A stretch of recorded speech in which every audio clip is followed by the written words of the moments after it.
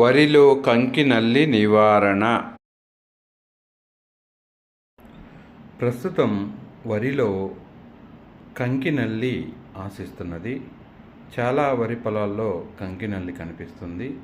ముఖ్యంగా ఇది ఆకు తొడిమ మీద గోధుమ రంగు చారలు కనిపిస్తాయి.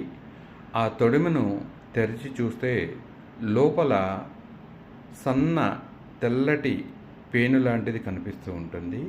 ఇది ఆశించడం వల్ల కంకి సరిగా బయటకు రాకపోవటం, అదేవిధంగా వంగి ఉండటం కూడా గమనించవచ్చును.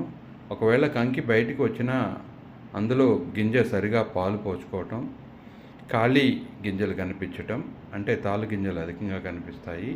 అదేవిధంగా కొన్ని గింజల మీద నల్లటి లేదా గోధుమ రంగు మచ్చలు ఏర్పడి కంకి మొత్తం నలుపు రంగులోకి మారుతుంది.